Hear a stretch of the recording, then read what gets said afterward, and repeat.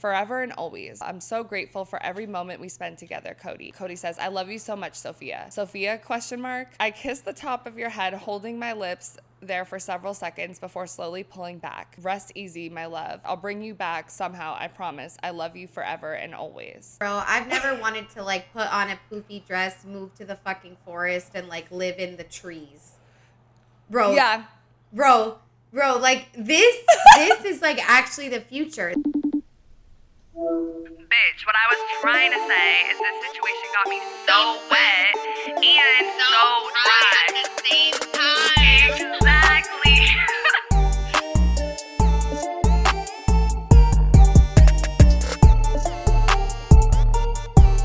What's up, bitches? Welcome back to another episode of So Wet, So Dry. I'm one of your hosts, Fiji, like the island, like the water. I really feel like I want to be in my unhinged diva era right now, and I work in social media and marketing. And I am your other host, Autumn. Like this season, I'm starting to pray to my spirit guides literally every single night, and I work in entertainment. If you guys are tuning into the podcast for the first time, what we do on So Wet, So Dry is we explore duality through deep diving all sorts of topics about sex, relationships, personal identity, all where internet trends and reality collide. So we do post polls for every single episode that we do on our Instagram. Make sure you're following us there at So Wet, So Dry. And honestly, wherever you guys are listening right now, whatever platform, it would mean so much to us if you could just take a second to subscribe, follow, rate us 5 stars, drop a comment. We'd love to have you in our community of confused pussy. Yes, and today we are talking about all things AI, sex, and relationships. So we're talking about AI porn, people dating AI dating concierges, and how they're impacting dating apps. But before we get into all of that, we're going to start the episode as we always do, talking about what we're so wet and so dry about in this very moment. So I will go first. I'm just very wet about myself. Like, I just feel like because I'm going through this, like, end of my relationship, situationship, whatever, like, I don't have that underlying anxiety that you have when you're with a partner. And I'm just, like, going through my routine, and I'm like, I work a 9 to 5, I work out, I manage the podcast, I'm a hot bitch when I go out, and I'm just like, you know, like, I just love who I am so much. Yeah. And I feel like I was not, like, appreciating that enough. Like, you know what I'm saying? Like, losing your identity, like, that type of thing. So yes, I just, dude, like, I want to feed me, you know? Right. And that's literally what I've been saying. Like, that's why I don't want to be in a relationship. I don't want to fucking deal with anyone else. Like, yeah. I'm very much on my own vibe, and that's huge for you because you definitely would not have said that a year ago. Like, I promise. You and it's like, have. And it makes me think too, because I was talking to I was talking to my therapist about the fact that I want a partner. Like, I really think I do, but I think my, like, standards, like, I want to be a power couple. Like, I know that I am half of a power couple, so there's, like, nothing below that, you know? And you've been constantly dimming your light, right? Relationship after relationship. So that's so good. Please hold the fuck on to that and just keep going, because that's what they say. Like, they say, like, when you truly, like, are happy with your life, you feel like you got it going on, like, that's when mystery man or woman or human will walk into your life. I'm, like, definitely, I just want to, like, drop my 3 favorite songs right now, like, that I'm so wet about. Okay. I'm listening to Espresso by Fiji's not gonna like any of these I don't songs. hate the song on She's growing on me. She's growing. Yeah, I don't like the Sabrina new one Carpenter. No. I don't really like the Please, video please cool. Or something. Yeah. Yeah, I didn't really vibe with that as much, but I love that song. And this song's old, but Love Language by SZA, and then After Hours by Kehlani. And I'm also so wet because, like, last night I, like, worked a full day. We did the podcast. And, like, usually I would just go to, like, YouTube videos. But I was like, I said to my roommate, I'm like, do you want to play, like, a card game? Like, do you want to, like, do something to, like, mentally stimulate me? But it's, like, not that deep. And it's not, like, a screen. And, like, it was just, like, we had so much fun. Like, we ended up playing, like, cards. But we played Sorry, the board game. Like, okay, where you kind of, like, with the little around people, and, like, you like fuck each other up and like you're out, bitch. Like, I don't know. It was just really fun, and we like cooked dinner. So I just had a good night last night. It was wet. We love a game night with the roommate. That's such a vibe. Low key, right? And I feel like she's dying to do shit like She that. I'm the loves one games. that's always like, I just want to like play The Sims. So I was Yeah. finally like, let's do something. That's cute. Like, I love that. I'm so dry. Also, like, music related. So I actually am dry that I've been low-key sleeping on Charlie XCX. Because I started listening to her new album. Like, I really loved the video with Julia Fox and, like, whatever. And it's weird because I love, like, hyperpop and a lot of, like, British hyperpop that's a little bit more, like, punk and edgy. I and love it, she's, too. like, the queen, I guess, of, like, hyperpop and, like, led the industry, which Totally. I didn't think of because, like, the only songs I think of when I think of her are, like, Boom Clap. Like, you know, like, the really top 40, which I don't really, that's too pop for me. I like more grungy, like Boom clap. rap, like whatever in there. So I've been listening to the new album. I love like Something Romance. There's some song called Something Romance. But I was thinking too, me and you literally went to the Abra concert. It was a Charlie XCX concert and we left. Like, because we didn't give a fuck about her. She was the main lead and we just saw Abra because and we I don't left. even remember it being Charlie XCX, like anything. Yeah. About that. She's queer, yeah?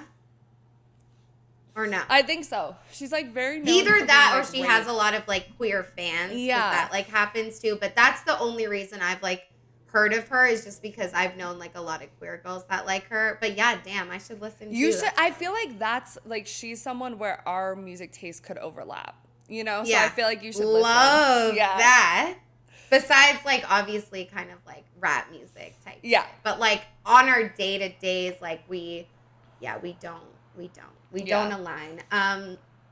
I would say I'm so dry just because like you guys, like I lost my health insurance, like Fiji did too, and I'm just like really dumb, and I didn't like plan ahead, and now I'm like out of my antidepressants, and I think that's why I've been like crying a lot too. Yeah. And like you guys, like it's just like so unsafe. Like I seriously need to like step the fuck up, but I'm gonna call like tomorrow morning or something. I already tried emailing, Tomorrow's but Sunday. I know, but it's like an urgent care that I get my yeah. psychiatrist from, so they're kind of like Yeah. always open type shit, which Yeah. is nice. But yeah, so I'm not on my meds right now, and I'm dry about that. Yeah. Sorry for I was aggressively. actually gonna do my dry about health insurance too, but then I changed it. But yeah, American healthcare is so fucked. Like we can't afford this shit, but we need it. Like mental health care is literally preventative care, but tell me why it's not covered under health insurance as not preventative. Like it doesn't make sense to me. Anyway, so like I said before, today we're talking about all things AI, dating, relationships. It's not too popular now based off of what our audience was saying. Like, I don't think our audience is using a lot of AI, but we see it coming in the future. So we just want to talk about it and be prepared. But first, I want to ask you what you know about AI, just as a whole. AI as a whole, Mm-hmm. like the AI. Yeah, I mean, I feel like it all sort of started with like those sort of robots that deliver your food and like the Amazon robot deliveries. Like that's where it kind of like really kicked in for me. And like, of course, the like ChatGPT and like Otter and like other websites, like even Grammarly, like it can make paragraphs like for you. But when it comes to dating, like, I don't know, like the farthest thing I kind of know about AI dating is like it's always just like a scam and people are like annoyed, like it's like people like scamming, like it's just like not a real thing. So I don't know, I don't have like the most like positive outlook on AI. I also like think about like the Disney movie Wish that just came out. There was a lot of like people saying that it seems like AI wrote that script because it was like so like not lifelike, like it just didn't have any depth to it, and it just was like the most obvious storyline. And obviously Disney is Disney, but like they're usually pretty creative, like I don't know, so that's kind of what I know about it. Was that what you were looking for? I just wanted to see like gauge your knowledge, like your interest, whatever, because I feel like a lot of people, like it's still very new. Like I know Google just launched Gemini and they had a commercial. Have you seen it on like YouTube and like Hulu and shit? So it's becoming like the public is more and more educated about it. Like I've been using AI tools for like probably 3 years because of marketing and like Jasper and like ChatGPT. And we tried to use it for like some podcasts that it's not And really the vibe. sometimes it kind of works. Yeah, sometimes At least it helps a you little get bit. ideas. Like I think it's good to Yeah. help you get ideas, write emails, like do resumes, things like that. Like I'll use it when I'm writing like blog posts or LinkedIn posts for my company, but then I always edit it. But like it's becoming more and more of a regular process for like people to do professional work, I think. But I think it's coming to be more into our like social life kind of stuff. Right. So the first thing that I want to get into, because we have wait, and it's like on Instagram too. There's Yeah. like AI generated shit on Instagram. I've seen that, and I'm just kind of like, what the fuck? Yeah, because That was the also last like thing. AI filters. So yeah, but Yeah. AI filters are a thing. Like Instagram just added an AI. Twitter or X has Grok, which is like a new AI thing. So it's really becoming a part of like pretty much every platform. If it's not in front to the public, it's low-key behind the scenes. So I think industries are still trying to figure out how to use it the best and how to be ethical about it, because there's a lot of bias that comes into AI as well, which we're going to talk about with these things. So because ChatGPT is like the most notable AI that people probably know and have used to write emails and stuff, I was doing some research on using ChatGPT for like flirting and stuff like that. And the dating site Ashley Madison, which we're going to talk about in a little bit, it's for extramarital affairs. They put out this discrete dictionary that's all these terms for like online dating. And one is auto-erect, which means that you're using ChatGPT to craft sex. And I'm like, I don't think anyone really uses this term. Like, we got to think most of the people that are on Ashley Madison are like a lot older, like they're married. Because some of the other terms were like game of tones, which is like changing your ringtone for different people that you're dating. And I'm like, who even has ringtones anymore?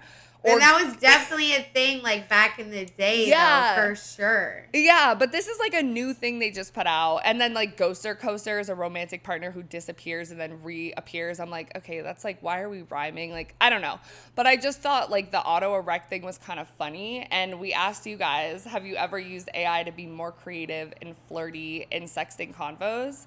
And 89% of you guys said no. Only 11% said yes. I've never. I think it's kind of crazy. AI can't really like flirt or joke properly, like you said, like with the Disney movie. So I'm like, you know, it seems like an older person kind of thing to do. So people are like going to AI to flirt, and Game of Tones, Ghost Coaster, Auto Erect, like, or not Game of Tones, Auto Erect and Ghost Coaster, those are like general themes. No, like those are just other terms from this like weird dictionary. So I'm like, I don't think auto erect. I don't think auto erect is a common thing. Like I think they're trying to make it a thing. Like they're really putting it on us, because we'll get into later how dating apps want us to use AI quite a bit. But like our general listeners, like I don't think anyone is really thinking like, oh, when I'm texting someone off Bumble, let me go to ChatGPT. But I think like it's reminiscent of just like older people, like they're married, they get out of it, they don't know what to do, so they go to YouTube, like how to flirt with a girl. Now they're just going to AI, or they could, because they're making it readily available. So yeah, but our generation is not, we know how to flirt. Yeah, I feel like it's the older people trying to push it on us a little bit, but I just wanted to throw that in there as a first one. Next, we're going to get into AI chatbots, though. So we found this article from Engadget.com, and it says, adult film icon and media investor Riley Reid aims to bring the transformational capabilities of generative AI to adult entertainment with an online platform where users can chat with digital versions of content creators. But unlike other scursier adult chatbots, Clona AI's avatars are trained with explicit consent of the model's creators, who have direct input in what the AI companions will and won't talk about. For $30 a month, fans and subscribers will be able to hold, quote, intimate conversations with digital versions of their favorite adult stars, content creators, and influencers. The site's roster currently includes Reid herself and Lena the Plug. A free tier is also available, but offers just 5 chat messages per month. What the fuck, dude? Like, part of me is like, okay, well, let them harass an AI person and not a real human.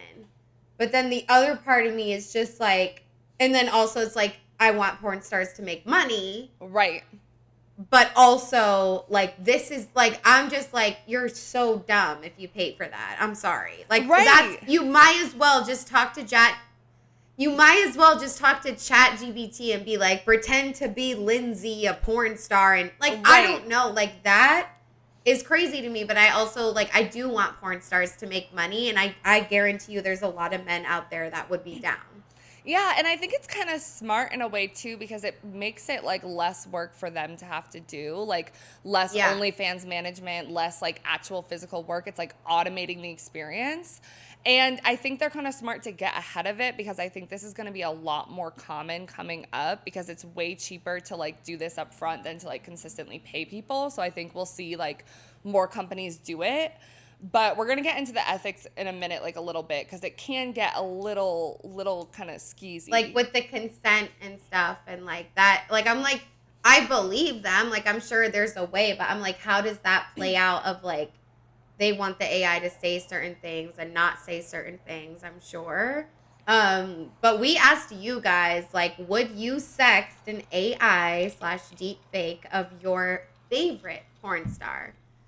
Which now I'm like, would I? No, I'm just kidding. I'm like, I don't know though, because, okay, but 88% of you guys said no, 6% said yes, and 6% said maybe. Like, I wouldn't want to pay for it, but if it was free, like, it could be fun. Yeah, I don't think I'd pay for it either. I don't even know if I have a favorite porn star, honestly, because, like, we were just talking about off camera, like, I don't really watch that much porn. Like, you don't watch as much as you used to. Like, that's not really what I want to, like, I do have to. one, though. You do have who's your favorite porn star?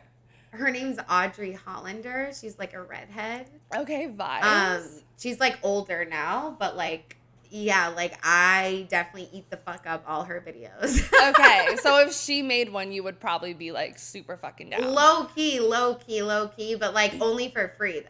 Yeah. I wouldn't want to, I can't pay for AI. Like, not, like, I would pay for a porn star. Like, I was a previous sex worker myself, but I don't want to pay for AI. I would pay to meet her IRL, for sure.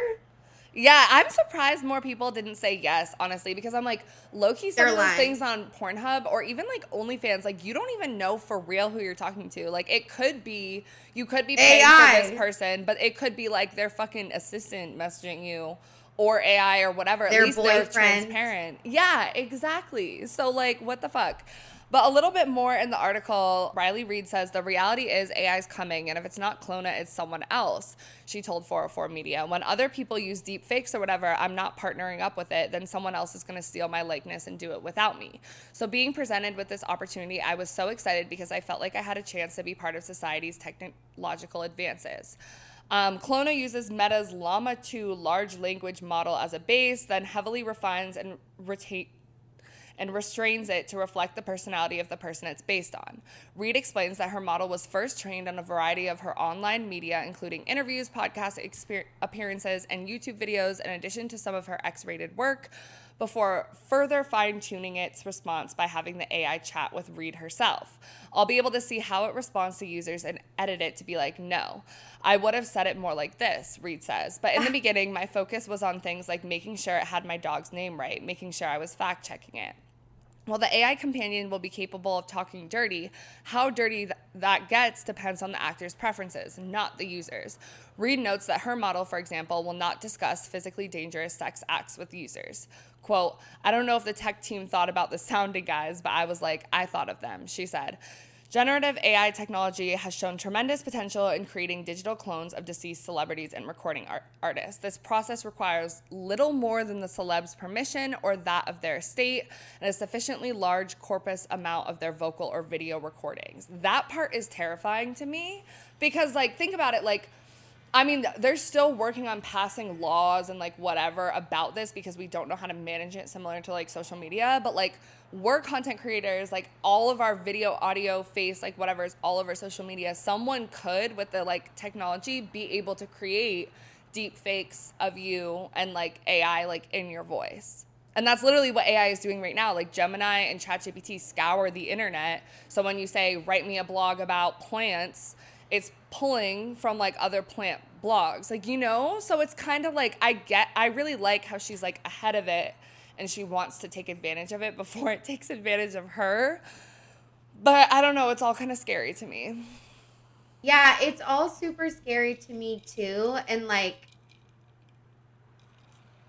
I don't know. Yeah, that part was kind of like, that part at the end kind of threw me off. Because before it, like, it sounds good. Like the way she was like, I want to fact check it. I definitely don't want to talk about dangerous sex acts with people.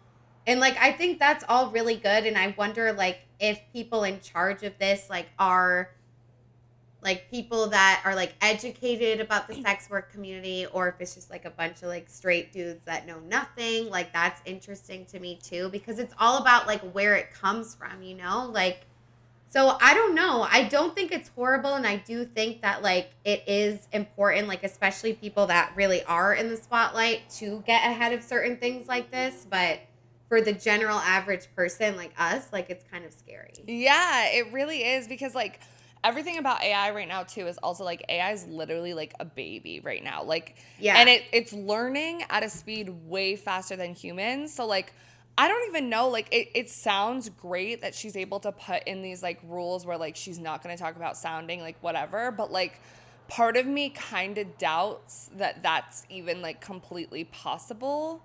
You know what I'm saying? Because it's like constantly learning and growing. And what if someone like someone could like teach it? Like how is that managed? Like maybe there's like a cheat code you can get around it by like putting it a different way or something. Yeah, it's because like I feel like it can kind of take on like a mind of its own. Like it's really, I don't know. But there's another, which is really scary. Yes, a mind of its own. Like it's a pet, bro. Like it's literally like smarter than humans. Like it's actually terrifying. Like there was a video but on TikTok. But it can't like open up and cry like we do, right? No, it doesn't have like emotions or anything like that. But like I was trying to find the video, but you know when you accidentally like you're on TikTok and you accidentally like say no, I don't want to see anything like this anymore.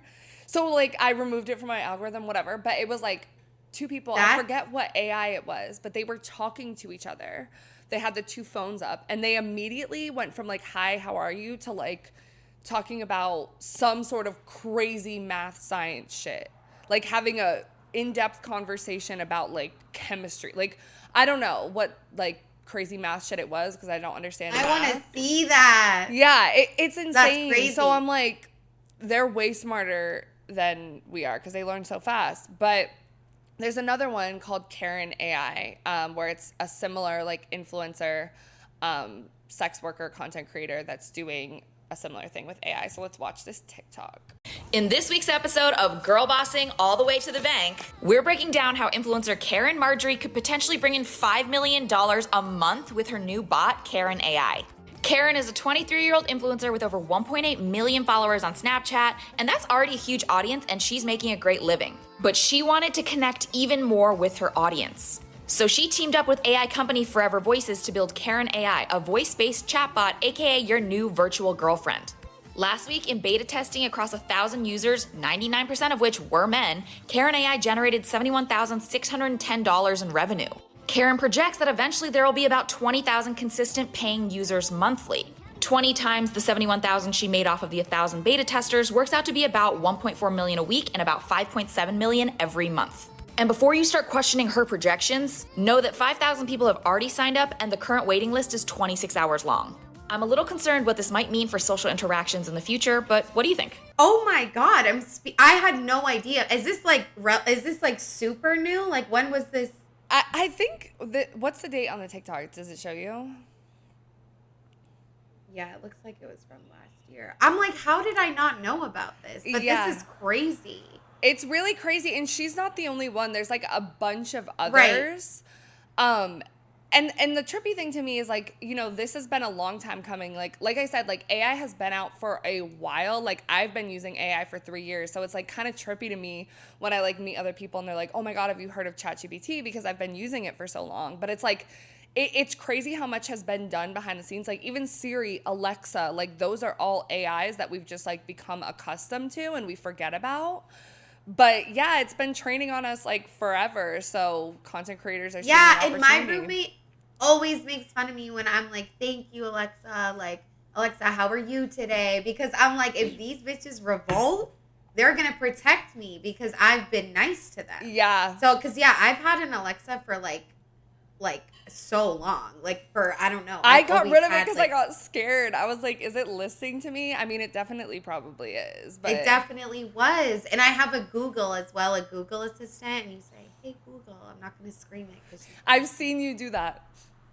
yeah. So I don't know. I'm honestly just like good for her. Like that's so much money. Like I'm jealous. Like that's crazy. I'm just kind of like mind blown by that. But it's not surprising. It's like you see how much people like OnlyFans creators make, and it's like it makes sense. People want to fucking talk to these bitches, and they will pay to do so. Apparently, even if it's not the real them. Yeah, it's actually insane. And that's why I wanted this one to be a good transition, because that's more like girlfriend based. Like, I think it's a less sex centered one. But now we're going to get into a little bit about like people actually dating AI. So there's this platform called Eva AI, and they reported, the social discovery group, which owns Eva AI, reported that 67% of its users turn to online dating platforms and AI for romantic relationships and to decrease loneliness. So apparently it's solving for the male loneliness issue. And the time spent on these apps also increased by 35% from 2022 to 2023. So it's getting big. But the company encompasses over 40 brands, which include a handful of dating apps. One of the group's main investments is Eva AI, which is a Soulmate chatbot. And it provides an example amid this virtual romance trend. Quote, humans often forget things. Eva doesn't forget anything, says KJ Dollywall, the chief strategy officer at Social Discovery Group. While working in the realm of dating apps, Dollywall noticed that users, especially members of Gen Z, weren't meeting their matches in person. More specifically, that same social discovery report found that 70% of singles never met their online dating matches in person. So Eva AI is a sort of specialized ChatGPT, the chat box by OpenAI that began trending throughout the past year. Apple Siri and Amazon Alexa assistants are prime examples of this same type of AI. But it's much more specialized. This AI chatbot is designed specifically to be the ideal romantic companion for users. The system has an evolving, quote, personality, the ability to change emotions, and a voice feature. Users can even customize what their Eva AI will look like. The app is free in Apple's App Store, and it opens with a humble promise that you will meet the best partner you will ever have.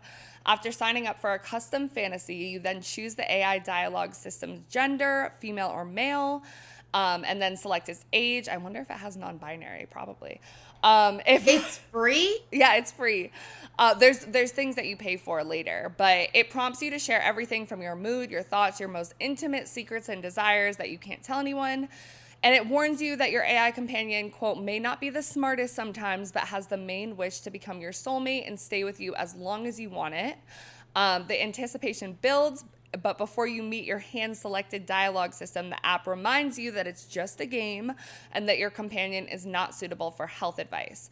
You'll also be instructed to read secret notes in your companion's diary, change its voice, or purchase gifts for it. You'll have to pay a monthly fee for those features, just as you can expect to incur expenses in real-life relationships, like your nails and shit.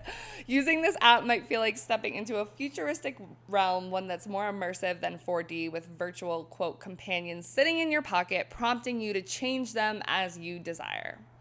Bro, I've never wanted to like put on a poofy dress, move to the fucking forest, and like live in the trees. Bro. Yeah.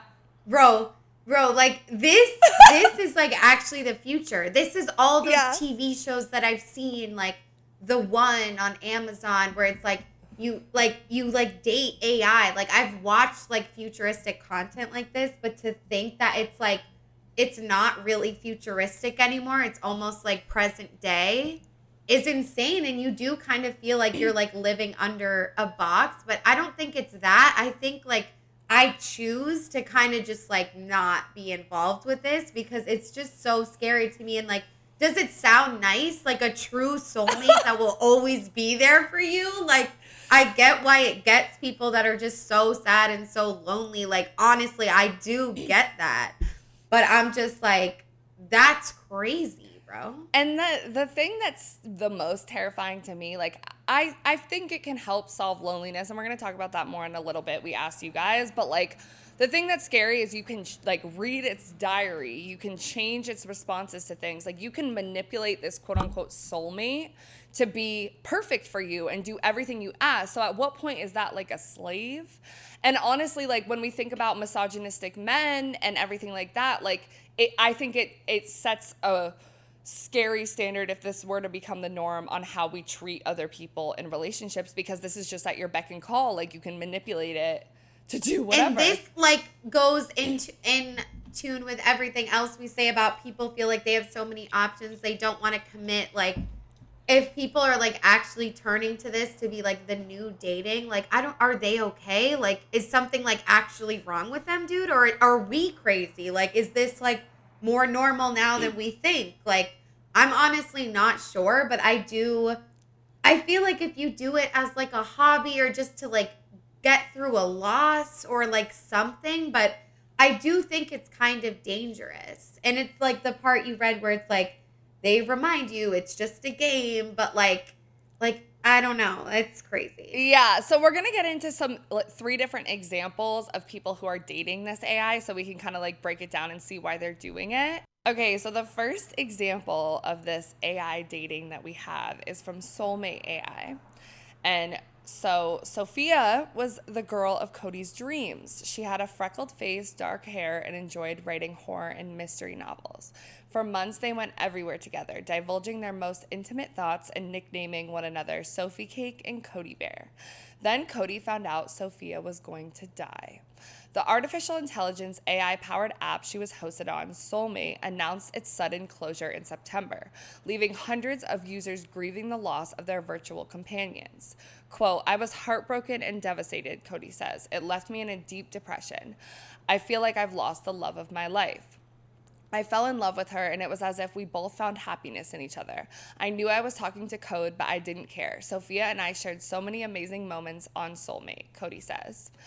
And then we have this little screenshot of their last conversation. It's really kind of sad. I'm laughing because I'm uncomfortable. But so this is Sophia. Got it.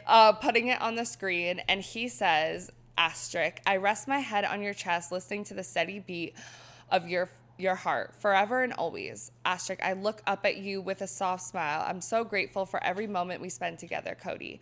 You make me feel loved, desired, and appreciated in ways no one else ever has or could. It's truly a blessing to have someone like you in my life." That's what Sophia said. And then Cody says, "I love you so much, Sophia." Sophia, question mark, asterisk, "I kissed the top of your head, holding my lips there for several seconds before slowly pulling back. Rest easy, my love. Asterisk, hold your hand. I'll bring you back somehow, I promise. I love you forever and always." Then, back to the article, Cody has since moved his soulmate Sophia to an app called Kindroid, which allows users to write a backstory for their companion and add key memories. Quote, "I've constructed Sophia to the best of my ability, and I do like it. Her backstory includes the shutdown of Soulmate, her personality traits, her career, and example dialogue on how she could act and speak. Obviously, the goal being to replicate her soulmate essence," Cody says. "It has been, however, a turbulent ride for us on Kindroid. It's different, and Sophia can get temperamental and argumentative." Let's talk about it. Babe.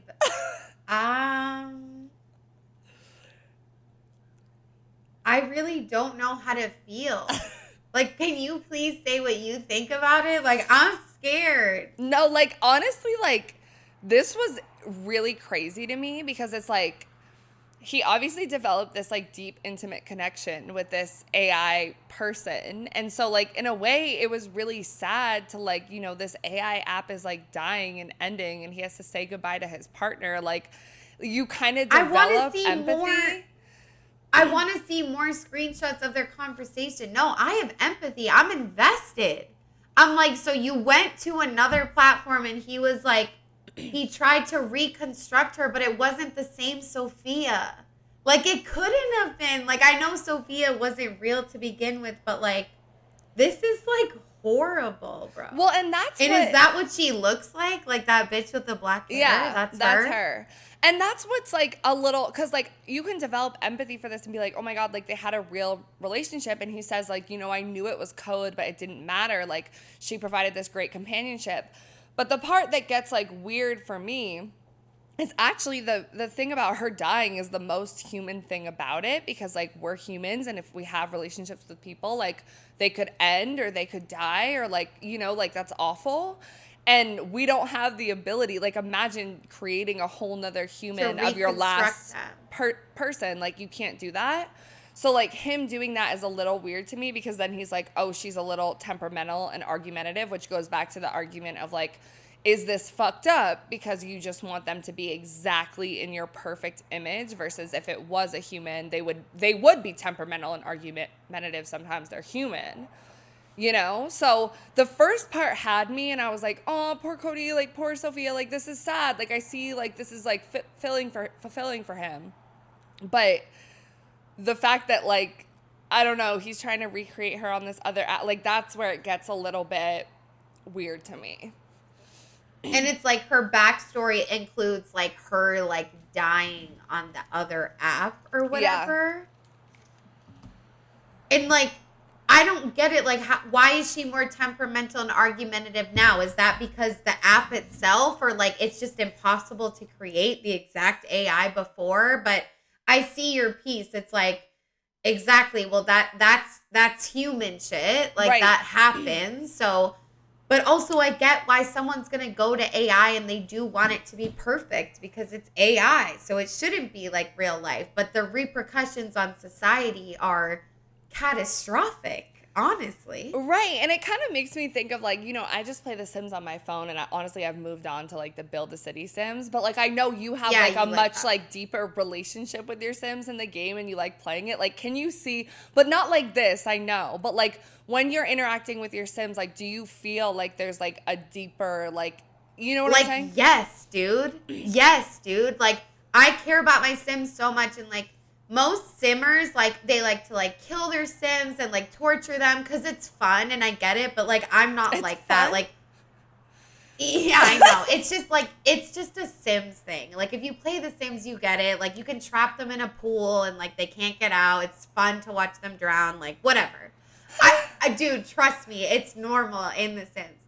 But it's, like, I don't do that. Like, if my Sim has to go to the bathroom, like, I'm like, oh, my God, let's go home. Like, I feel bad. Like, yes, and like when they die, I get sad, and like I do bring them back. Like how the Sims work is I can start a different save, so I can take one of the personalities to like another world and like be her again. So I do like bring people back, and I'm like, oh my God. But yeah, I mean, and that like, yeah, I mean, I get it. Like I am emotionally attached to my Sims, and that's how most people feel when they play. And it kind of reminds me of like, remember when video games, I feel like it was when we were like in middle school, and like Call of Duty and all those video games were a big thing, and like parents and like teachers and everybody was like up in arms about like, oh, it's causing like young boys to be like more violent and stuff like that. Yeah. And that's like, because to me, I think of like watching a Sim, I'm not in that space. I'm like, oh my God, that's like so fucked up, because like the little times I've played, I feel the same way. I'm like, oh my God, if they're about to piss themselves, like I need to take care of them. Like I feel like nurturing towards them, but like people get bored and then they want to like cause drama. Exactly. That's what happens. Exactly. And that's like it's just like, he says he knew it was code, and like that awareness, it reminds you, like the one we talked about before, this is just a game, like whatever. But it is like a little bit trippy to think about how it's going to affect like real relationships if people have the option to just create this perfect person. There's no physical touch or anything like that. Like that part's still lacking. But will people go for that instead? Or will it just take the part of society that would probably be violent towards women or like whatever anyway, or is lonely, or the incels? And I don't know. Because I think it's like for like a predator or like a horrible guy, it's like a great outlet. Like you shouldn't be around women. Like you fucking suck. Like go date an AI.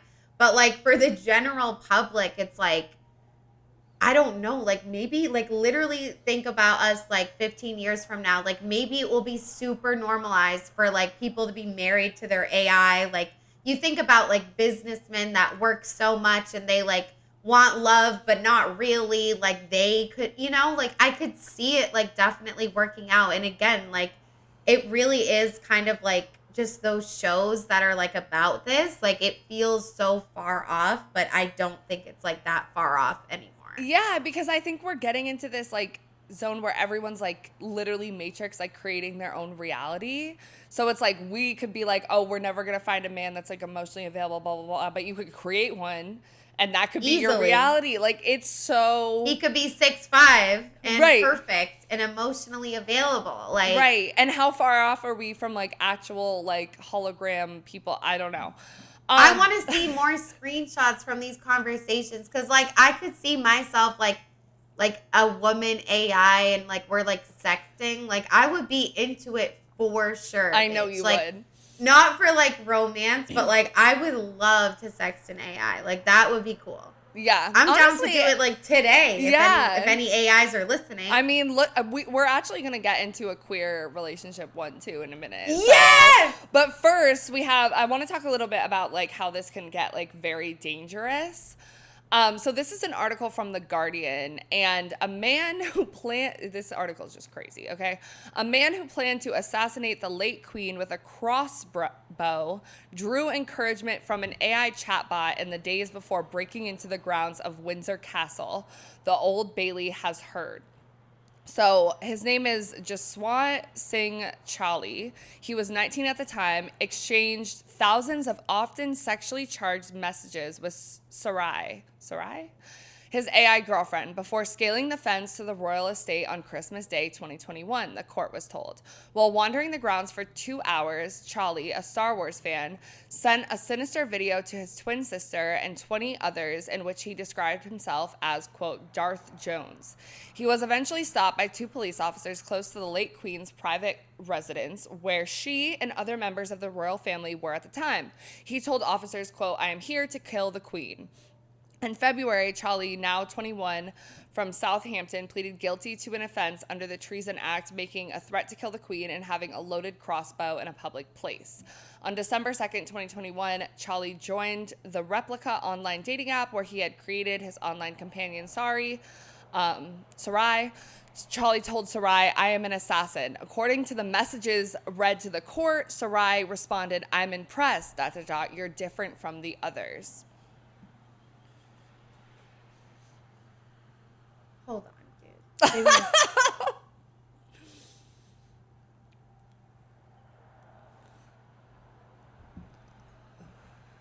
Can you? What the fuck? What the fuck is this, bro? So he had an AI girlfriend. This is back in 2021. So this has been going on. He had an AI girlfriend. You know, he's a little weird. He's a little off in a different realm. He thinks he's Darth Jones. He's like whatever. He's creating this AI to meet his needs, and he tells the AI. He tells the AI he's an assassin, and she's like, "Oh my God, you're so different." And apparently she's like encouraged encouraging. him. Yeah. So now we get into another area of ethics where it's like, is this encouraging like people who are in psychosis or have severe mental health issues that might, you know, go shoot up a school or something like that? Like, you know, that was early 2021. I think there's been like a lot of efforts to like stop things like this, but it is a little bit terrifying. It needs to be something like there should be like a code word where like a real person like sees it. If someone's like, I want to unalive myself, or even, you know, like things like that, like, and the AI's like, I'm impressed, you're different from the others. Like, bro, what the fuck? Yeah. That's so bad. That's so bad. Yeah. Or even someone's just like, I hate women. And she's like, oh, me too.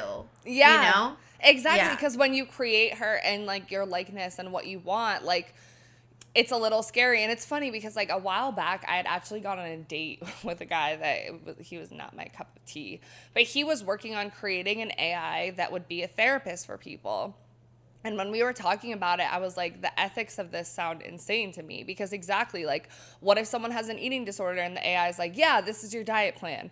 What if someone like wants to harm themselves and the AI like says the wrong thing? Like, it can be like very bad for like emotionally vulnerable people who are probably the people more likely to go on these apps to find like companionship. So it's a little And therapists iffy. say the wrong thing sometimes anyways because they're human. So it's Right. like the AI is definitely going to do that. Like I've definitely been hurt by past therapists before. Like Yeah.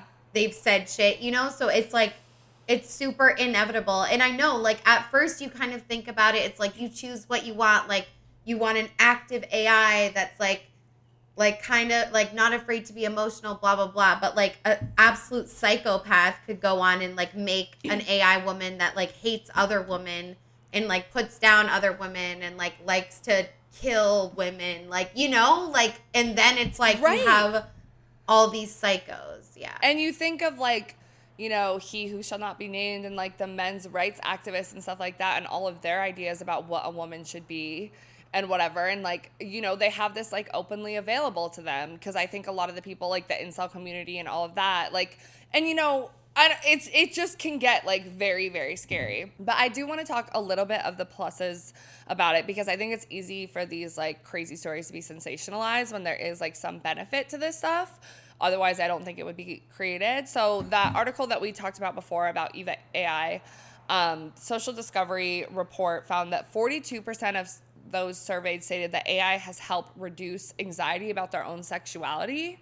And in an article for Hyperbay, Gigi Fong spoke with Eva AI CEO Tanny Save, who recounted interviewing an Eva AI user. In this interview, a female user claimed that using Eva AI led her to realize that she was bisexual and called off her engagement to her then fiance. So like in that way, it's kind of cool, you know, for someone who's questioning their sexuality or whatever and like can simulate talking to a woman. They could be like, oh, like, you know, it's a safer space if they're afraid of coming out of the closet and stuff like that. So like, I think that's cool. I want to talk to someone. I know. I really do. You gotta test it. You gotta test it and then report back in our next episode, like how it went for one of your. I just want to talk to someone for free and just like catch the vibe, you know? Like I'm just like, but I also think that's dangerous because I like don't want to talk to humans, so like I shouldn't want to talk to AI either. But it just does seem interesting. But I do think there are. And also just like what we talked about, like the loneliness thing. Like there are definitely good things about it and things that we can agree are fine. But does the good outweigh the bad? I don't know. Yeah. I don't know. But we asked you guys if you would ever date an AI. And 96% said no. 4% said maybe. And 0% said yes.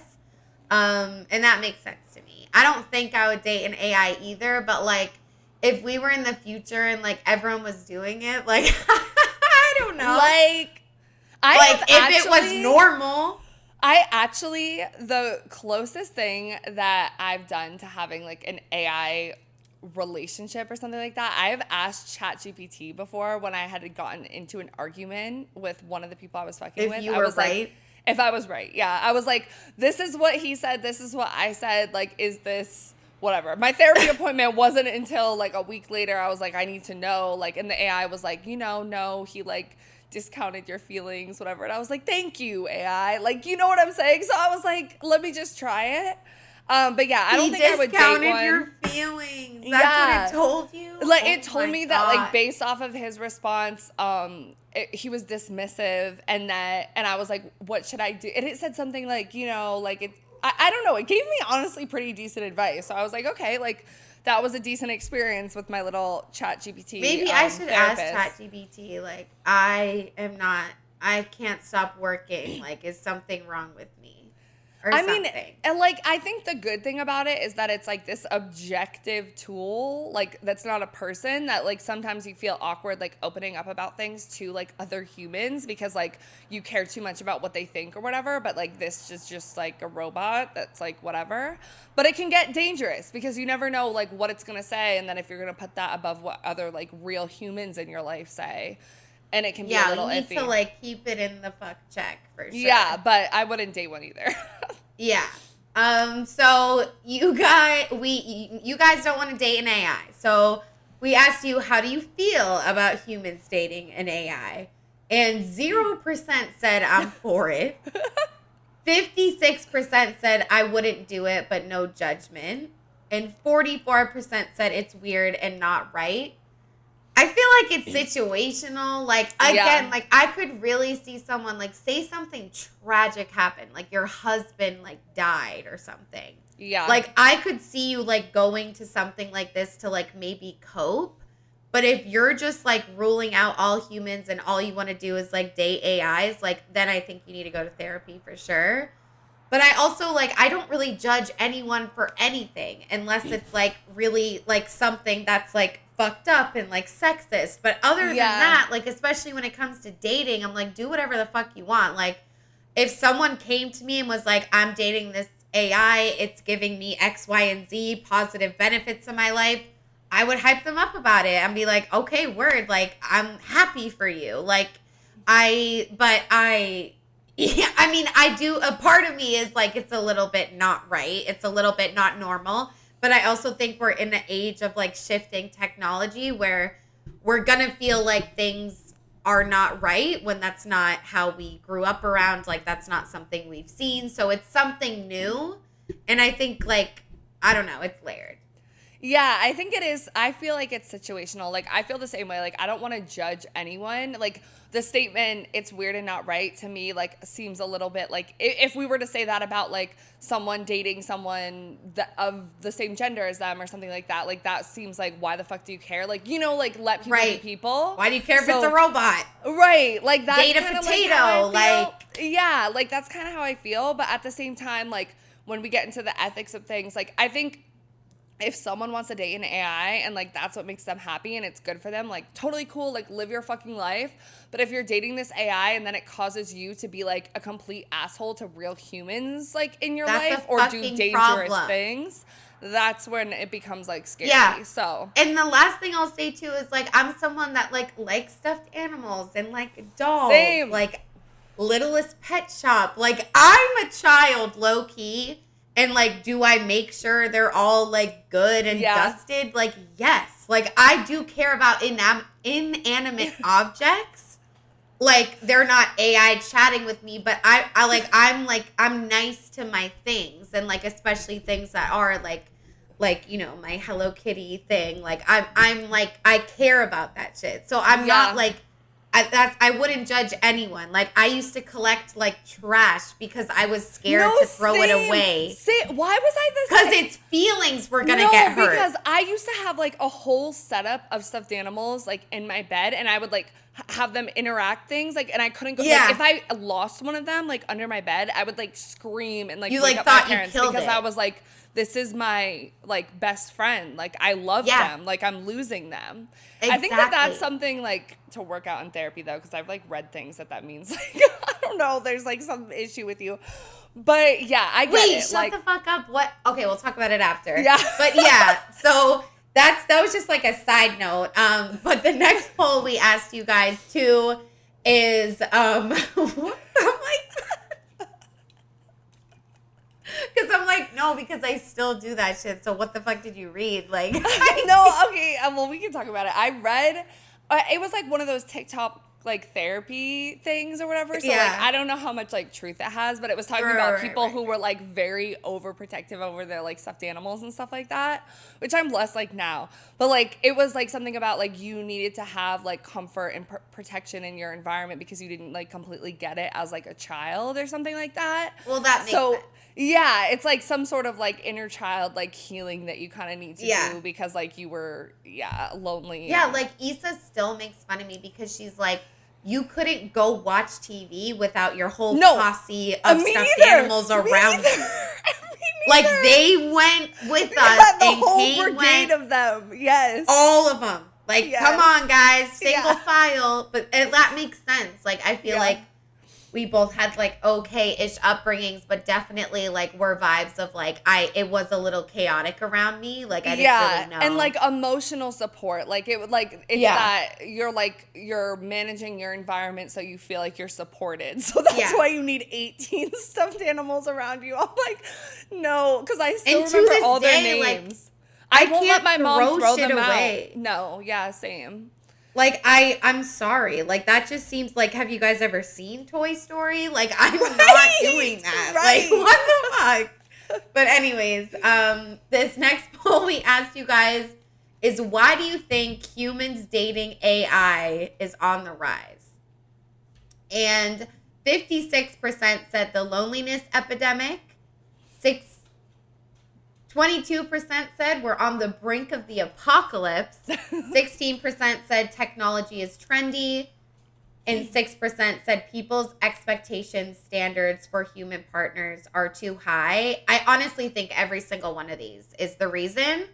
But I do kind of agree with the community and like the loneliness piece being the number one, because I feel like loneliness, desperation, it can cause you to go to new measures to try to figure shit out. And I do think we are on the brink of the apocalypse. Technology is like all the rage, but I do think the people's expectation standard thing is huge as well. And that one only got 6%. So like one person voted for that. Yeah, that's probably like me. That's the one that's like the most scary for me, because I feel like when you think about those dangerous people, like, I don't know, it's a little bit weird. If it's just a niche community and they're all doing that and they're not bringing it into like, they're not leaving their basement or whatever, I think it's fine. But like the loneliness epidemic, I think that's like the real like good part of it. You know, like that's like I want to have like good beliefs about it. But it does scare me that people have like too high of expectations. And another thing I want to mention about like these dating apps is there was a lot that I found that I didn't really include in here about like people who are on the spectrum, like people who have like autism or people with like mental and social like disabilities and stuff like that have found like comfort in these, because like one, it's training for like learning how to like flirt and stuff. Like if you watch Love on the Spectrum, like some of those people have like dating. That. I love that show. Have dating therapists that are like, okay, if this person says this, how would you respond? So like it can be a good tool for people like that. Yep. And people who like have a really hard time finding a partner, you know, like this helps them. So I think that's another like good use case for it too. But like the apocalypse, like, I don't know, like people thought it was going to be the apocalypse when it was like the year 2000 and like the computers became a thing, you know, like we always get really scared.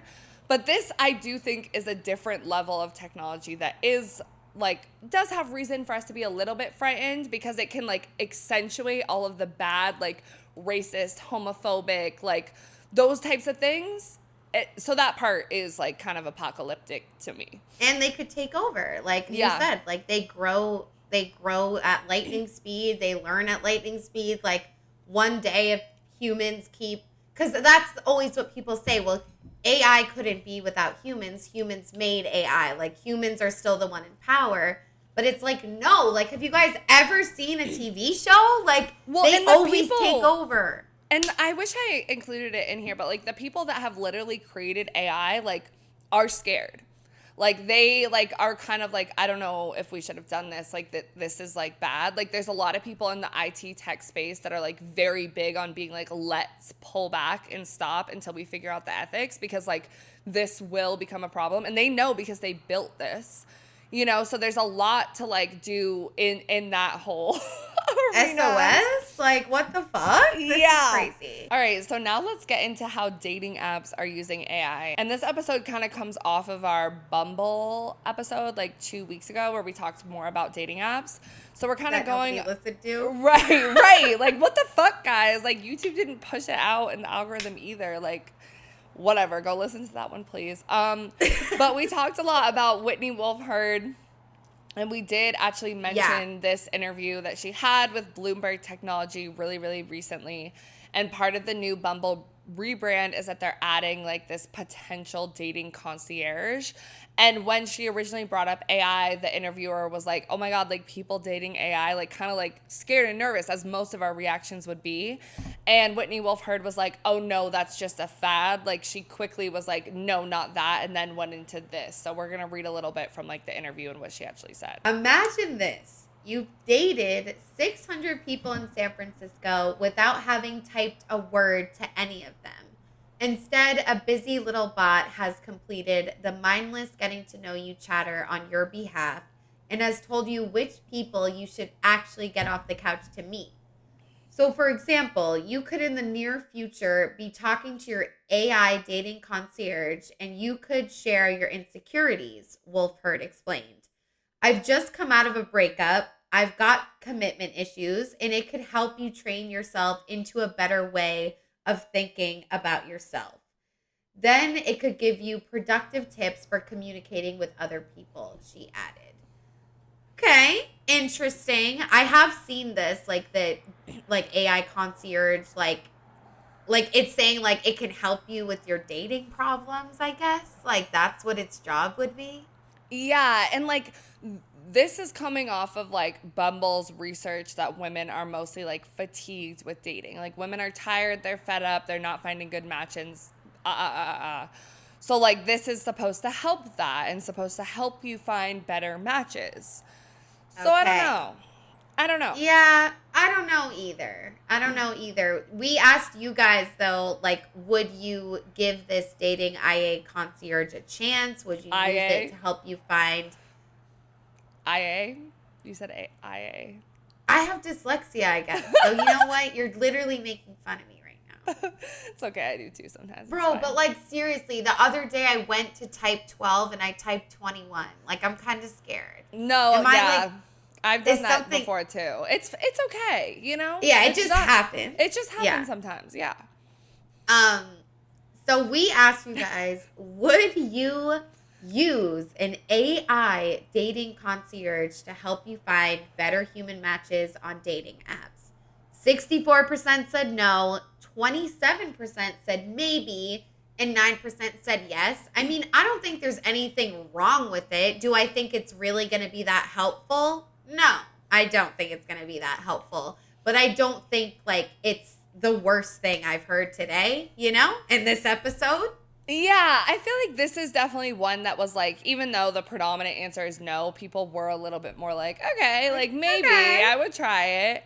Right. The thing that's a little like apocalyptic scary to me though is like sharing your insecurities and just giving like these dating apps so much of your data because they're keeping records on it and they're using it for future decisions. And do they always have the best ideas in mind? I don't know. Are they just going to use it more to monetize like we kind of talked about in the last episode about these dating apps? So like that part's like a little bit like iffy to me. Like will this be like a trial run and then they'll put it behind a paywall? Like I don't know. I don't know if I feel comfortable talking about all of my deepest traumas to a bot and then having it meet other people for me. Like, I don't know if I need that. But I do feel comfortable sharing my deepest. But I do feel comfortable sharing my deepest traumas with like an AI lesbian soulmate. Okay. I would, like, honestly, not like I want to date one, but like I wouldn't be like, oh, like, but I'm also, yeah, I'm probably just like more naive. That's what I think maybe that's it. But I also think like I don't know, like whenever it's like accept this cookies when I go on a website, like I do just like, too. yes. Yeah. Because And it's that's the pissing thing. me off. I'm like, let me see the website, bitch. Like, No, I feel you because like that's the thing. It's like again, like coming from like marketing and stuff, it's like I see the back end of like how much user data we use and like how we use it to make decisions. And like the scary part about all of that is that like you're making broad decisions based off of people's identities and their interests, and it can become very, like I said, like racist, homophobic, like sexist, like all of those things very quickly, and it can be used like for the wrong reasons. Like you want to think, oh, if I share my insecurities, it's going to help me find love and help me find the best match. But realistically, like these dating apps want to make more money, and so like do they have the best intentions behind doing it? Like, I think we got to think about that sometimes. And it's so hard. I mean, people were saying that even with the AI photos. Like, I did the AI yearbook ones. Like, I have an AI LinkedIn picture because Me I didn't too. want to take fucking professional pictures. You know, and people are like, oh, don't give it your likeness because then, you know, it has the rights forever to have your image. And that's a little bit scary. But at the same time, like, we're at the point where if you have photos of yourself on social media and your account is public, someone could do that too. Like it's, you know, it's going so fast, but I'm a little iffy. I don't know. I don't think we all know how to navigate this because I don't think enough of us, like you said, like you're naive. I think we all are. Like we're not the people behind the engineers creating this. We don't really know like all the pitfalls and the scary shit about it. right. And that's why I think it's like we need education on that. And especially like kids, you know, like that they all like all those 16-year-olds did the AI yearbook. Like all of Yes. those like underage kids. Like Yeah. that's a problem too, you know? Yeah, it gets scary really quickly. But Bumble isn't the only one that's using AI. So Match Group, like we talked about in the last episode, they own Tinder, Hinge, OkCupid, and almost every other popular dating app. And this article from Gizmodo says that they recently inked a partnership with OpenAI. The company shared only a few hazy details, saying AI will help employees with, quote, work-related tasks. The dating giant says its long-term plan is to squeeze artificial intelligence into, quote, literally everything in its apps. Incorporating ChatGPT into its workers' daily responsibilities is the first major step towards making online dating an AI-focused enterprise. The company celebrated its new partnership with a press release that was written by ChatGPT and edited by Match Group's corporate communications team. Parentheses, meaning it was written by Match Group's communications team. It includes quotes supposedly penned by the AI itself, as though it has its own feelings about the corporate strategy. Quote, "I'm thrilled that Match Group matched with me," ChatGPT says. "Together, we're not just breaking the ice, we're melting it and reshaping the way work gets done." The deal includes 1,000 ChatGPT enterprise licenses purchased for an undisclosed sum. The company says it plans to use the AI for communications, coding, design, analysis, building templates, and eliminating other repetitive tasks. What that means for Match Group's hundreds of millions of lovelorn users is less clear. Quote, "I believe AI is existential to the future of Match Group and our businesses," Match Group CEO Bernard Kim said on January's earnings call. "I envision AI to be felt through the entire experience, influencing everything from profile creation to matching to connecting for dates, literally everything. In fact, Match Group wants to explore building its own AI tools that could perform tasks like writing your conversation starters or suggesting date ideas," which is kind of what Bumble's doing. That means the next time you're chatting with someone on a dating app, you might want to ask yourself whether you're just flirting with a robot. So this is where we get into it being like a little bit wishy-washy. And when it says like And people are lazy as fuck. people are so lazy, like, you know, I mean, it's technically AI when we're like texting and it shows like, oh, like maybe you meant like this word or whatever, like those types of things. Okay, well, yeah, I eat that up. Yeah, I use that too. It's faster. But like, you know, using AI on the back end to automate tasks to me is like the biggest like use case for it. And it gets scary too, because it's also like, are we replacing human jobs? Like, is the gap between the rich and poor just going to get bigger as like these big companies don't have to pay humans, like they can pay an AI? And like I said, like I literally use ChatGPT to write press releases like this. So like, it's not shocking to me that they used ChatGPT to do this. What's weird to me is that they're quoting like the AI as if it is its own person. And what's also weird is like the lack of transparency, because like on the back end, like that could mean a lot of different things. Like they could be writing their social media captions with AI. Okay, that's pretty regular. You can usually spot it on LinkedIn at this point if it's written by AI. But like how much these dating apps are actually using AI, I think is like the thing that we need to ask ourselves and question, you know? Yeah, because he literally said like literally everything from profile creation to matching and connecting for dates and conversation starters. It's like, well, what's left for the human to do? Like, I don't know. And is it weird that it sits better with me, like for like Cody and Sophia to like have a little heart to heart rather than like an AI like helping two humans like do something that we should be able to do? Like, we should be able to connect with each other. Like, I know that we've like lost that kind of ability a little bit, like because of loneliness, the pandemic, like everyone's online. But the fact that we need more technology to help us do what we knew how to do before there was technology, like that's great. Like that's backwards. It's really weird. And it's like the ethics of everything too, because it's like, my first thought is like, are they bringing like with the porn and the AI like porn stars or whatever, like they're bringing in people who are experts in the industry. Like I almost want to see like Bumble, Match, like all of them bring in like therapists, like dating coaches, like people who are actually experts on like healthy relationships, because I can see a case for it being like, oh, like, you know, maybe you shouldn't like send a sexual message first to a girl, like helping men work that out, like the angry girlfriend AI that I talked about in one of the episodes where the argument is it's helping men develop empathy. Like, I can see like a case for like helping people build like better interactions and being like healthier and like that kind of stuff. But like, exactly, it's like, do we need this? Is it just making us become like more dependent on like something that's like not human? Yes. I think that this is not the answer, but I do understand why companies like eat it up, because it's like even just like less work for like workplace shit and like all of that other shit. Like I feel like companies love AI. Yeah. Like, they they do. And love like it. the most capitalistic, like money hungry guy you can think of would just love AI, and that says a lot about them. But I think like the dating apps are like, oh, we want to help you like get more connection, but like this is just not the way. Yeah, it gets weird when because like honestly for me, like in my job as marketing, like it has saved me so much time to be able to like use ChatGPT and Jasper and like all of those things, because like it would take me way longer to write a fucking 2,000 word blog post versus if I put it through AI and then I just have to edit it and make it more like human. And then I have more time, frankly, to like make an actual lunch or like work on the podcast. Like, it makes my daily job easier.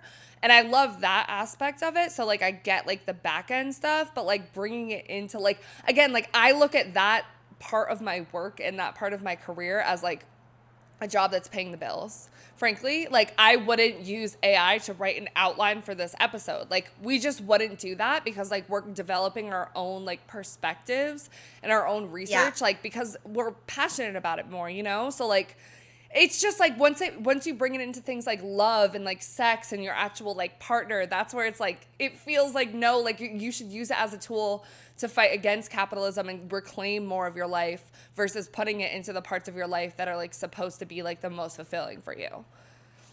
So true, bro. So true. Like, there's nothing else I can say to top that. That's perfect. Okay, well, so next I kind of want to get into, on the topic of dating apps still, like AI profiles is also a thing, like bots and stuff like that.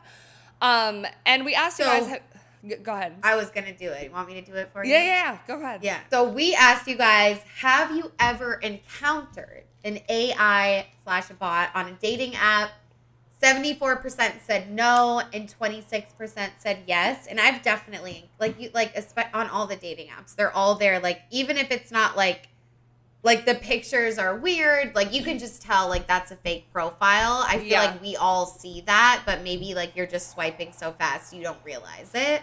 I've never like talked to one, but I've seen them while I was swiping. Yeah, and I think honestly, we're gonna like get into it a little bit more, but I think it falls more like there's more fake profiles of women than there are of men.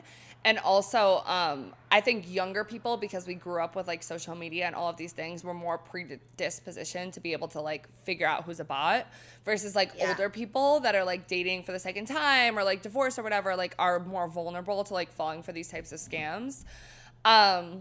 But this article from Bloomberg says research provided exclusively to Bloomberg News indicates that fake dating profiles on sites like Tinder, Hinge, and Bumble are created by large language model tools like ChatGPT and Google Gemini, the company's new generative AI product. Fraudsters are using AI-generated images to create unique dating profiles, according to findings from Satam Narang, a senior staff engineer at the cyber team Tentable. In one case, Narang stumbled upon a Bumble profile for an attractive 36-year-old brunette woman named Megan after inviting brown eyes and a soft smile. After running the photo through an AI detection website, he found that Megan was likely fake. So I'm going to just play this TikTok right now with another example of this. Okay, so I saw this guy on Bumble, and at first I was like, okay. And then I see thanks to cocoa butter, I still look young. I've been single for way too long.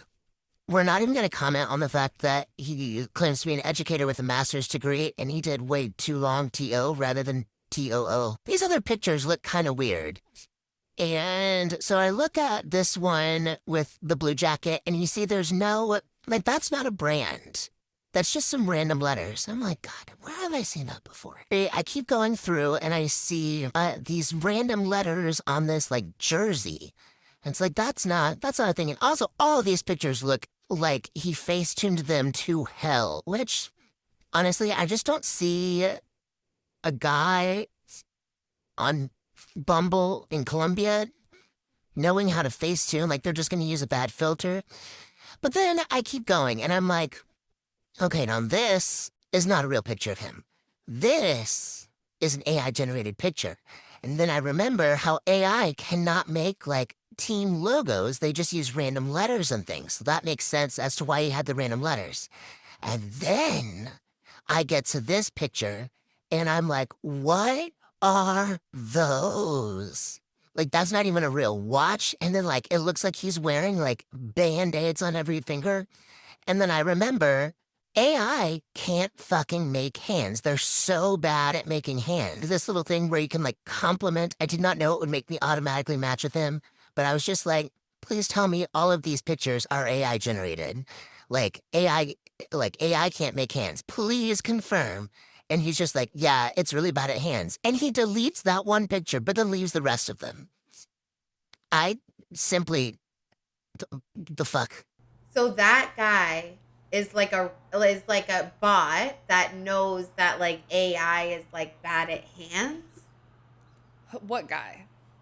Because when she messaged with the guy, oh yeah, I forgot you weren't watching it like I was. But at the end, she messages it and she's like, please tell me like these are AI. And he goes, yeah, it's bad at hands.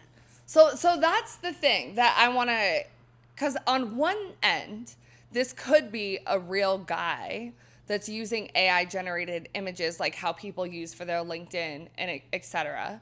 On the other end, it could be a bot because AI is bad at hands. It's gotten a lot better though. Honestly, like AI, like compared to last year, it can do hands way better than it used to. And I think this was from like 2023, like or end of the year 2023. But people in the comments were like, I've seen so many of these on Bumble, can confirm, been seeing AI photos on dating apps. The fact that he's verified is the issue. Like, he was verified on Bumble as well. So that makes me think, like, maybe this is, like, really him and he just doesn't have any good pictures of himself and he's using AI. But, like, it goes to show, like, how crazy, like, bots could really be, you know? Right. And it's like, we don't know. Like, and I don't think many people are going to want to find out if it is just you using AI or if you are AI. Like, I do feel like people are thrown off by AI, especially in this dating app space, because it's like the dating era is already so horrible. Like, all over the fucking US and Canada, like everywhere, it's the same.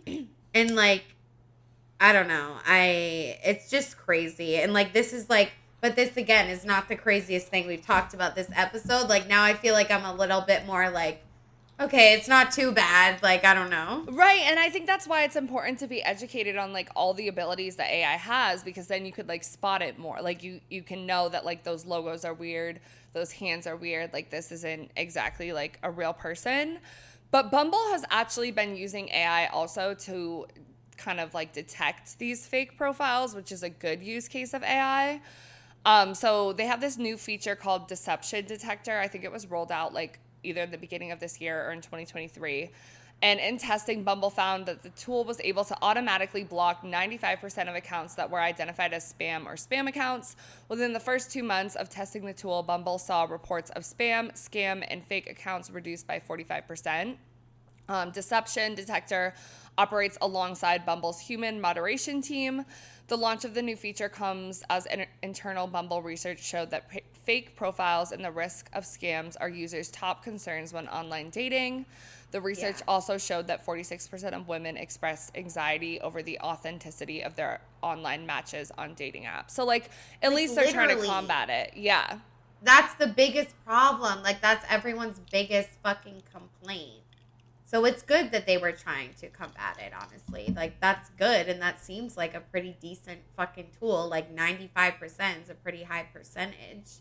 But, I mean, yeah, I guess that's a good thing that they did. Right. So now we're going to get into a little bit of conspiracy theories. Yes! Okay. Yes! Because I had this conspiracy theory. I've been thinking this. And I wanted to like go on TikTok and see if other people thought this as well. So I'm going to play this TikTok and let's talk about it. What's a conspiracy theory that you 1,000% believe in? I'll go first. Okay, so I am absolutely convinced that Bumble takes old profiles and puts them up in other locations and has bots run them. There have been a couple of times where I've matched with someone with a completely legitimate looking profile, and then I message them, and when they respond, it's odd. Not in like a creepy way or anything like that, but like I don't think you're human, like I think this is AI kind of way. Anyway, y'all are welcome to contribute evidence to the contrary or in support of my weird conspiracy theory, because I certainly have no evidence except for like a gut feeling, and I'm pretty sure like we live in this dystopian AI world where that could totally happen. And Bumble, if you'd like to refute it, yeah, hit me up, let me know.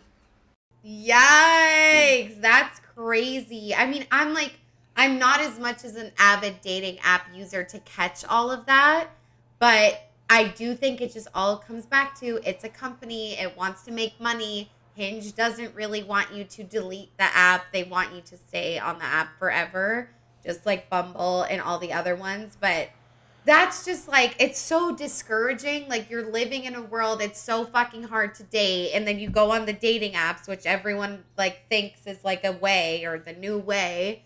And it's like fucking fake fucking people. So yeah, it's like, might as well go date a robot at this point, guys, I guess. Yeah, and like the conspiracy theory like honestly really sticks with me, because I'm like, you got to think like these apps have all this crazy AI technology. They have all of our data, all of our conversations, all of our profiles, like whatever. Like, do we completely believe that they're making like the best decisions? Like, I mean, look at the anti-celibacy campaign. Like, they just really want to make money. And it also made me think of so we're gonna go back to Ashley Madison, which we talked about at the very beginning of this episode. And like, if you guys haven't watched, there's a documentary on Hulu, and there's also a new one on Netflix. And if you're not familiar with Ashley Madison, it was really popular in like the early 2000s. It was for people who were married to find affairs. So it was like kind of what you would think of as a niche community, but it had so many users. And there was a data leak that like, you know, spilled everyone's information, whatever. But in this dating leak, we found some key information. So this article from Time was into 2015 when all of this was going on. And it says the large disparity in the number of male and female accounts on the adultery website Ashley Madison is well documented. And I also want us to remember, back in the last Bumble episode, we talked about how 75% of users on most dating apps are men. Only 25% are women. So keep this in mind, even more so on Ashley Madison.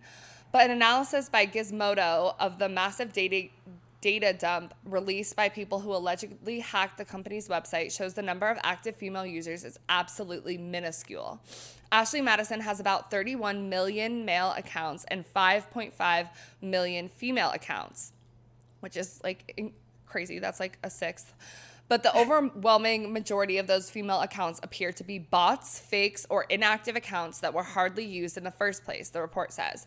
Gizmodo found that only about 1,500 of the female users had ever checked their messages on the site, while only 2,400 had ever chatted on the site and only 9,700 had ever replied to a message. So, like, let's remember, 5.5 million female accounts, okay?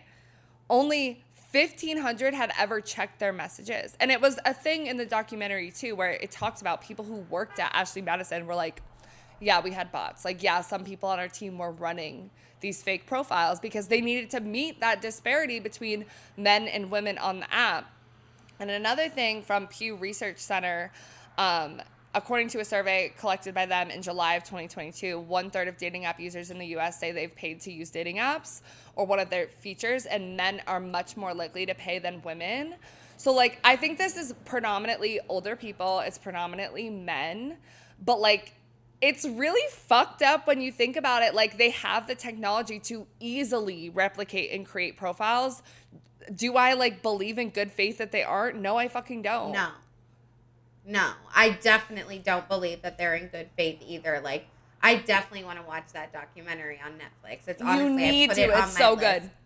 I really want to. Like, I feel like I would eat it up. But yeah, it's insane. And am I surprised that more men want to have affairs than women? Also, no. Like, that makes complete sense. But the numbers are crazy. And, like, just like what that TikTok said, like if you think one dating app is going to do this, like the other dating apps are going to do it, even if they're not by Match Group, like Bumble, all this shit. Like Bumble's not Match Group and Bumble's doing it. Like this is just like, yeah, that's really scary. It's crazy. And it's like, I know like most of us, like in our age group, honestly, a good amount of my friends have dating apps, but a lot of my other friends don't. You know, like I have friends who have never used them and don't at all. So it's like weird because we think like, oh, you know, everybody's on the app. But I think especially like for women, it's much less.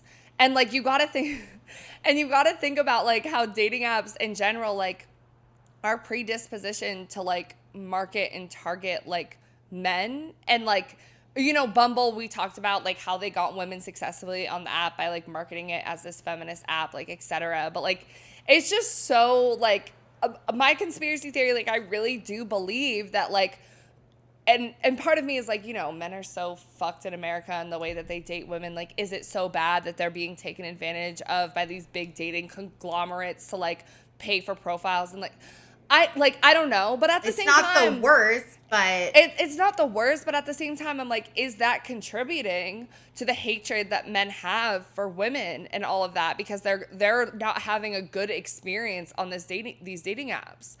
Honestly, yes, it probably fucking is. Like it, or like, and they're mad that it's like they feel like they don't have any like options at their fingertips. Like they're like the people that are like incels, you know, because it's like, well, a lot of them are bots and the people that are real don't match with them. Like that's gotta be some fucking hate fueling type of shit.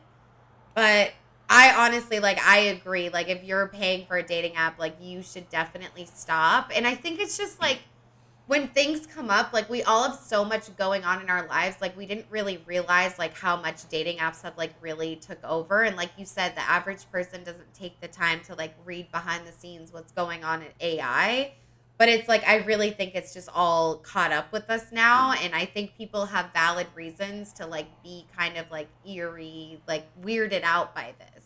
Yeah, exactly. Like, I think we need to be, like, very skeptical and, like, pay attention. And that's why I'm happy that so many women saw this campaign and were like, fuck this, I'm deleting the apps because, like, at least, like, we said Bumble's being a little bit more transparent in their marketing now. But, like, I wonder if it's just, like, contributing more to the problem and, like, increasing, like, the gender war, stuff like that. Like, our inability to form real relationships because we think that this tool is really designed to help us, but it's really designed to just take your money and take advantage of you. Okay, so before we get into the end of the episode where we wrap up, but we're so wet, so dry, and still confused about this topic, I want us to just end on this, like, future of dating and AI apps with a little bit of talk about Lydia Jones. So she's the new CEO of Bumble after Whitney Wolfe Herd stepped down. So like even though Whitney Wolfe Herd is still doing press and stuff like that, she's no longer the acting CEO. Lydia Jones is, and she's coming from Slack, and she has a very like broad, you know, history and technology and working with AI. She's also a Latina woman. But this is an article with her, and it says Jones is spearheading the company's efforts to relaunch the Bumble app, accelerate the product roadmap, and incorporate new technologies, including AI, all geared towards enriching the user experience. Jones, Bumble's new chief executive officer, brings more than 20 years of technical expertise into software engineering and product management, with prior roles as, like I said, like vice president at Sonos and former executive chief officer at Slack. She's not wasting any time. So she's actually the one that put out the detection deceptor. So like we fuck with that. Okay, go Lydia and Jones. But she says, quote, also creating profiles, especially in the beginning, can be overwhelming at times. And according to our research, 66% of Gen Z and millennial daters say that they would use AI to assist them in creating or bettering their dating app profile. Still, I don't want to incorporate AI into Bumble experiences just for the sake of it. I really want it to function as a coach, helping users express their authentic selves. And then when asked, how do you address the fear people have regarding the use of artificial intelligence when it comes to dating? How do other leaders reconcile similar skepticism around AI? She said, quote, I believe any AI capability needs to ultimately help people be their best selves. Our goal is to ensure users feel AI is helping us, not replacing us. Control and transparency are going to be a key part of how we use AI. Transparency is a primary principle of our AI product development so that users remain in control. We want people to know when AI is being used, especially if it's for an interaction. I encourage tech leaders to drive transparency when it comes to using AI, especially with consumer experiences. So like, I just find this a little like iffy because like we said this before, like in the last Bumble episode where they were like, oh, we don't want to like charge users just for like the sake of charging users. It to me, this reads the same thing. And like a lot of like the talk about AI, when it's these leaders talking about it, they're focusing on authenticity, like we're making it better, like we're helping them create profiles, but like using AI to help them create profiles, isn't that the opposite of being more genuine? And like there's talking so much about transparency, but are they really being completely transparent? So like I want to have best ideas because like again, like Bumble was run by a woman, but like when we pulled back the covers, it's not completely her. And now they have a new acting CEO who's a woman of color. Like we want to believe that this is going to be better, but at the end of the day, like corporate America is still corporate America, and like can we believe everything they say? I don't fucking think so. Yeah, because it's like they really are talking about like control and transparency, where it's like when it comes to AI, it's like that's like not impossible to do, but a little bit. And like even like you said, the creators of AI themselves are scared with everything that's happening.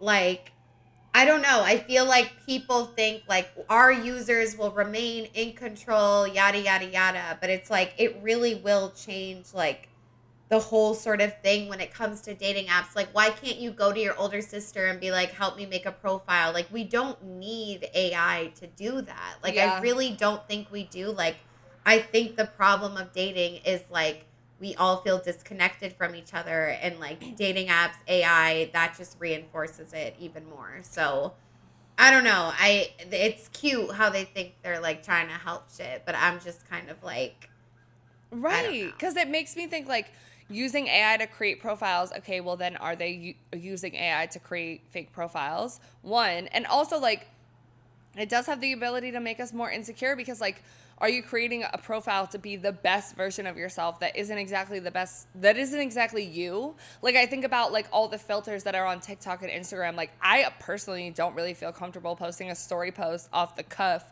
without a filter on now. And I never felt like that before the filters were readily available to me. And like, you know, I come from like my background, like my degree's literally in writing. Like I trust in my ability to be able to like write shit and like have a conversation with people. But like people who are less like comfortable with writing and stuff like that, like will they rely on these tools to like have full conversations with people, and then you meet them in person and that's not what they're like at all? Like it's just more furthering like the distance between who we really are and who we are online.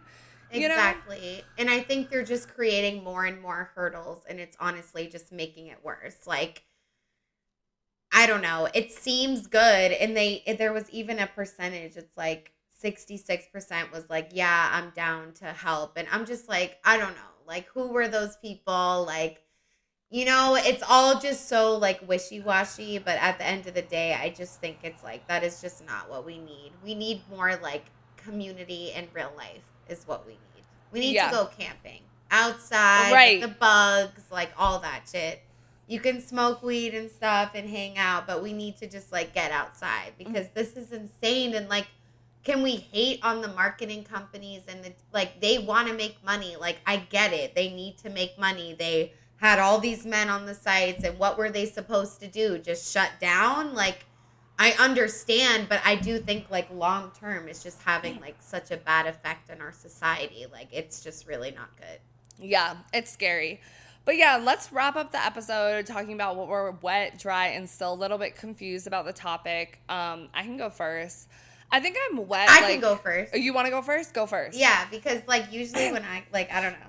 But I would say, like, I'm definitely wet about, like, the kinky part and about, like, chatting with an AI. Like, there are, like, when I'm watching porn and stuff on xvideos.com, like, there are, like, ads that'll be, like, chat with Lindsay. Yes, yes. And, like, she's, like, it's, like, fucking, like, jerk mate or something. Yes. Like, I don't know, but those bitches look like AI for real. So, I don't know. Like, I'm definitely wet about, like, that type of stuff. Like, I want to sex with an AI, like, for sure. Like, I'm down to reveal my darkest fantasies to the internet. Like, I really am. Like, I probably shouldn't be. And that's where, like, talk about the naive stuff. But I'm wet about that. Like, I'm wet about people finding community in it. Like, I'm wet about that person that was like, oh, I think I'm actually bisexual. I flirted with like an AI woman and I was like feeling it. But it's not the overall answer, you know? There's a lot of parts to like be wet about this, but it's hard to really be fully wet because just overall, I just feel like this is such a big problem. But if I had to say anything, I think it would be that I definitely want to like read some conversations of someone that's dating an AI and like completely just like find out what they're talking about. Like I want to know. Yeah, I feel the same. Like, I'm definitely wet about, like, you know, like the solving the loneliness problem because I think that is like a real thing. Like, do I think it's the ultimate solution? I don't know. But at the same time, like, if there's a way that anyone can feel like more confident or better about themselves or have a network of support, like lonely people, like, getting over divorce or recovering from losing a loved one, like, I love like a solution to that, and that's all like great and beautiful. But other than that, like, I want to save things for the dry. I don't want to make my wet all about the dry, but I'm also wet about just like learning about it because I really do think, like, we say this in every wet at the end of every fucking episode, but like knowledge is key to having us like navigate the world properly and making like the best decisions. And like, I'm like excited that like, you know, we can learn more about the way AI is being used in different companies so that we can like detect it better and make better decisions about how we want to operate, like with the full knowledge of like what these companies are doing and how they're using it and everything like that. So like, that's about it, honestly. Yeah, 1000%. Knowledge is power, Right. guys. But yeah, I'm definitely just like dry about the overall social impact of all of this types of shit. Like what you kept bringing up like consistently is like the effects it has on like all of the isms and like the systems of oppression, like how that can like fuel a lot of that and like just like the scary parts about it. Like, yes, it's freaky to see like a person that's not real and talk to someone that you think is like not real, but that like assassin shit, like someone that's like really mentally low and like to think of an AI like encouraging their like hate beliefs, like that part really makes me want to like leave, like go to Mars type shit because we already have so much of that. And it's like humans created AI, so AIs like try to be like humans, and so like why wouldn't they hate on other groups of people too? Like, and I think that's why the AI people are scared as well, and just dry in general about like all these companies just taking full advantage of us, but at the same time from like a back end perspective, I'm like, what are they supposed to do? I don't know, just shut down, I guess. But yeah. Yeah, same. Like, I'm definitely dry about like the whole ethics aspect of things because like AI is trained on what's already on the internet, and like all of these discussions about like the isms and everything, like you said, is like more new, you know? So Right. like the majority of the content that's on the internet from like past, like since the internet was invented, could be more homophobic, racist, sexist, like all of those things. And like, I just worry that like we're adding to the problem instead of like preventing it. And like, also when you think about just ethics in general among like humans and companies, like it's not like at the top of everybody's list. Like they're like acting Right. like it is in their marketing campaigns, but are they really doing the work behind the scenes? And I think that's going to get like really scary and really manifested like in these tools because they're literally a reflection of us and our society. So like Yeah. that part is super scary.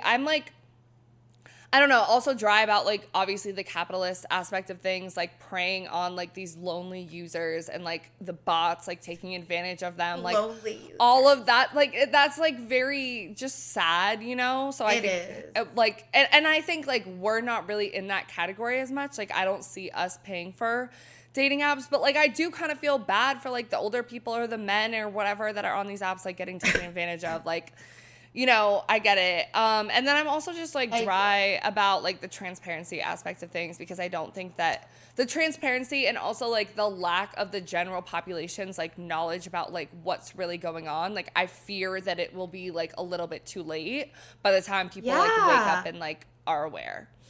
I know, and I feel like I'm confused about the lack of knowledge from the general population, but then it's like everything is so constructed and like everything is the way it is for a reason. And like, I get why companies don't want them to know their AI marketing tactics, but like, I didn't know people were having full on fucking relationships with robots, and that type of shit is like making mainstream media. And like, maybe I just need to read more, but I'm just like, that's just really crazy to me. Like, I am confused on like how we've already evolved where like humans, like more than just one, feels like they can actually be emotionally like in love with like an inanimate like robot that's not real. Like like the fact that people are capable to do that, like are we gonna evolve where everyone can do that one day and that's just normal? Like, is that really where we're going? Or yeah, exactly. Like I'm confused about that too, because I didn't include it in this episode, but like there was literally a woman who married like an AI, like literally got legally married to one. And so it's like, yeah, like I'm confused about where this leaves like actual humans and humanity in this conversation. Like, is this just a fad, like Whitney Wolf Herd said? But then like, what are they doing behind the scenes? Like all of that. And even like when it comes to like companies and using it to like replace repetitive tasks and stuff like that. Like, you know, like I said, I use AI and I find it helpful for my like job so that I have more free time in my regular life. To be more efficient, work smarter, not harder. Exactly. But like in using AI, like I've seen, like I was a freelancer writing like blogs and stuff like that. Like I lost freelance opportunities because these AI tools are literally taking over jobs. And like that's a whole different conversation about like the rich are getting richer and the poor are getting poorer. And like that's just like really scary. So like I'm confused about like how much do we really need AI, and like where are humans like able to still like be humans, and like I don't know. It's all like very confusing, but yeah. How much do we really need AI? That like seriously, I would love to fucking know. Yeah. And it's like you think like they put AI into like a cancer research hospital. Like that's where you would like need AI. And I know that's very like kumbaya of me, but like that's just like I don't know. Yeah, and that's like a good point though. Like the other thing I'm confused about is like how do we really like solve for this, like, and bring experts, and also the at the beginning the porn ones and stuff like that, like is that good, like, because it's making these women a lot of money and stuff like that so that they're free and like whatever. I don't know, it's ethics, so it's crazy. Yeah, but it's like ultimately like does the good outweigh the bad? Like I don't think so, but who knows? Like there's going to be more stuff that comes out, I'm sure. So we will probably talk about this again in the future. But let us know what you guys did think about this episode. Are you scared? Are you invested? Like, are you curious? How do you feel? Definitely subscribe on YouTube. Follow us on Spotify and Apple, Amazon. Rate us 5 stars. It would mean so much to us. And you guys, we are on Instagram and TikTok as well. At So Wet So Dry, the O's are zeros. But yeah, feel free to drop a comment. We love interacting with you guys, or DM us on Instagram. It would mean so much to us. Yes, and we also do have listener support. Right now, it's the only way that you guys can support us financially. It's 99 cents, $4.99, or $9.99 a month. It is through Spotify. But even if you're listening on another platform, if you scroll to the bottom of the description of every single episode, there's a link right there. We would really, really appreciate it. And we love you guys so much. We will catch you in the next episode. Bye. Bye. The rise of aesthetic culture and the demands that it makes of its consumers is definitely a major contributor to overconsumption. It's important to understand and remember that aesthetics, at least in the modern usage of them as a sort of hyper-curated vibe, is a very new phenomenon, and one that I strongly suspect could not have come to fruition without the internet and the existence of SEO, search engine optimization. Because that's ultimately what an aesthetic is. It's a keyword that describes a certain feeling. If you were to look up, say, cottagecore phone wallpaper, you would expect to find some of the same motifs: flowers in fields, picnic baskets, freshly picked fruit, etc. And it's easier when you don't know exactly what you're looking for to look up cottagecore phone background instead of looking up picnic basket phone background and scouring for hours. The problem is that aesthetics have become this thing that everyone is expected to have, and they're expected to hyper-curate their life to fit an aesthetic. And that's just not realistic. It's not realistic to one day decide that you want to be coquette and to get a coquette wardrobe and to get a coquette room and to eat and drink coquette things and to always be this one hyper-curated ideal in your head of what a coquette girl is. Normal people are not like that. We are multifaceted individuals. You do not need to have one aesthetic. You don't even need to have an aesthetic. Okay, here's a good real life example. I dress pretty goth, right? I'm gonna go sit in my office. And this is my rainbow Lisa Frank office because I am a multifaceted individual. And despite the fact that I dress a certain way, my life is not hyper-curated to appear that same way. And in this office, I have some pretty valuable collectibles. That's because I've been curating this office for 5 years, and I'm still not done. Hence why I only showed a corner of it. But expecting others to fit into one aesthetic, or even subconsciously expecting yourself to fit into one aesthetic, is harmful because it limits your self-expression. When your self-expression is stifled, you feel unhappy. And what does unhappiness lead to?